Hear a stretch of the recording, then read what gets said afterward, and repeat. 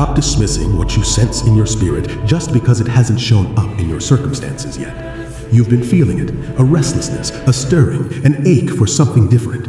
You look around and everything appears the same. Same job, same struggles, same patterns, same delays, so you talk yourself out of it. I'm probably just emotional. I'm probably making this up. But what if that stirring isn't wishful thinking? What if it's prophetic? You've had moments where you felt a sudden, unexplained confidence that something is about to shift, not based on facts, not based on anything logical, just a quiet knowing. Then days pass, nothing changes visibly, and you feel foolish. I got ahead of myself again. I need to stop doing that. So you shove the hope down and try to be realistic. I see you. I see the way you talk yourself out of expectancy because you're afraid of being disappointed again. I see you quietly noticing things in your spirit, an old burden lifting, a desire resurfacing, a dream you thought was dead suddenly breathing again, but you won't say it out loud because what if you're wrong? I saw you when you deleted a prayer request mid-type because it felt too big or too late to still be asking. Type amen if you've been feeling a shift but doubting what you sense. There's a story in scripture about a woman named Hannah. For years she couldn't conceive. In her culture, that was more than personal pain, it was public shame. Every year, her family went to worship, and every year, her rival, Peninnah, provoked her, mocked her barrenness, rubbed salt in the wound. Hannah wept. She stopped eating. Her heart was shattered. Year after year, same situation, same pain, same mockery. But one year, something shifted. Not in her circumstances, in her spirit. She went to the temple and poured her heart out to God with an intensity that made the priest, Eli, think she was drunk. She prayed through tears, through desperation, making a vow. God, if you give me a son, I'll give him back to you. This wasn't a calm, composed prayer. This was raw, unfiltered, breakthrough or break me desperation. Then comes the moment people miss.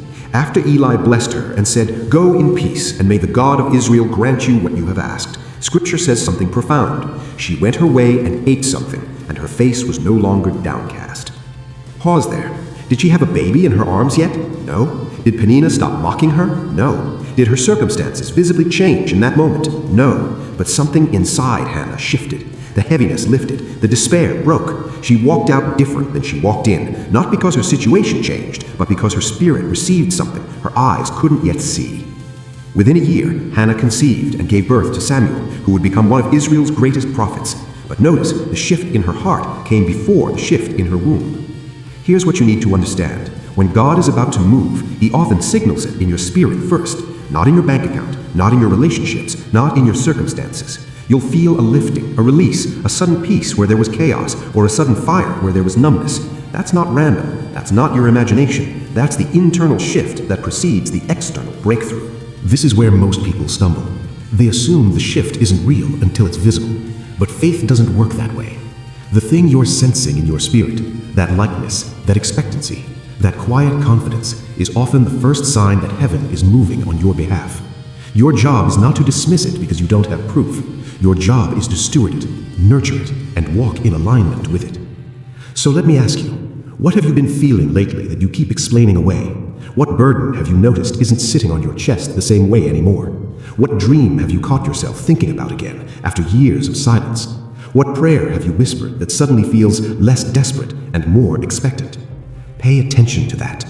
Hannah didn't leave the temple with a baby, but she left with changed countenance. Her face was no longer downcast.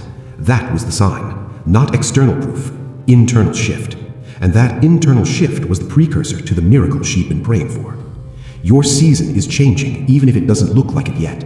The shift you feel is real. Within the next 40 days, you're going to have a moment where you'll be tempted to dismiss what you're sensing because you still don't see physical evidence. Someone might even say you're just being hopeful or don't get your hopes up. That's your Hannah moment. The choice is, will you let their doubt or your own fear of disappointment kill the shift you've already received in your spirit? In the next 72 hours, take 10 minutes and answer these 3 questions in writing. What burden feels lighter lately? Even if your situation hasn't changed, what feels different in your heart? What desire is resurfacing? What dream, calling, or prayer have you started thinking about again? What new peace or expectancy do I sense, even without proof? Don't overthink it, just write what comes. You're not manufacturing hope.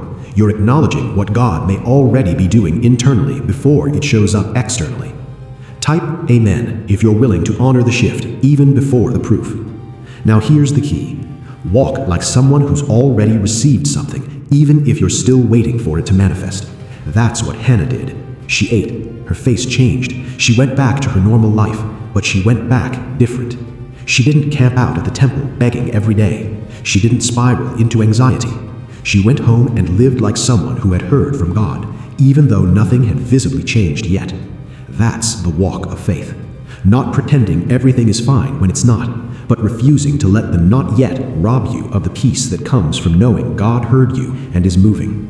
Over the next 40 days, every time you're tempted to say, "Nothing is changing," replace it with, "Something has shifted in my spirit, and I'm trusting that the external will follow."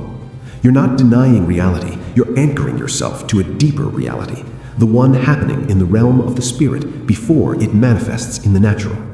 You may not see the baby yet, but if you sense the shift, honor it. Don't mock it. Don't minimize it. Don't let fear of disappointment cause you to abort the very thing God is trying to birth through your faith. Hannah's miracle didn't come because she begged harder or performed better. It came because she released her burden to God, received peace in her spirit, and walked forward in that peace even when her circumstances hadn't caught up yet. That alignment between her spirit and her walk is what positioned her to receive what God had already decided to give. The same thing is available to you. If you've been praying about something for a long time and recently you've felt a shift, less anxiety, more peace, a quiet confidence, a resurfacing of desire, that's not random. That's often God's way of saying, "I heard you, I'm moving, trust me." You don't need to see the full picture to start walking like it's coming. You don't need all the answers to start living from the shift instead of the delay. Hannah didn't have a birth certificate in hand when she walked out of that temple. She had a changed heart, and that was enough to carry her through the season between the prayer and the answer. The next 40 days will test whether you can hold the tension between "I sense it" and "I don't see it yet" without collapsing into doubt. Can you walk with expectancy without demanding instant proof? Can you live with the shift in your spirit even when your circumstances are slow to follow? This is how miracles are stewarded. Not by forcing things, not by manufacturing emotions, but by recognizing the internal work God is doing and aligning your posture, your words, and your actions with it. Stop doubting what you feel. Stop apologizing for hope. Stop shrinking your expectancy because others don't sense what you sense. Your spirit is picking up on something. Honor it. Hannah went home and lived differently, not because her womb was full, but because her spirit was. And within a season, what was internal became external. What was sensed became seen. What was hoped for became held. Your season is changing. The shift is real. Walk like you believe it.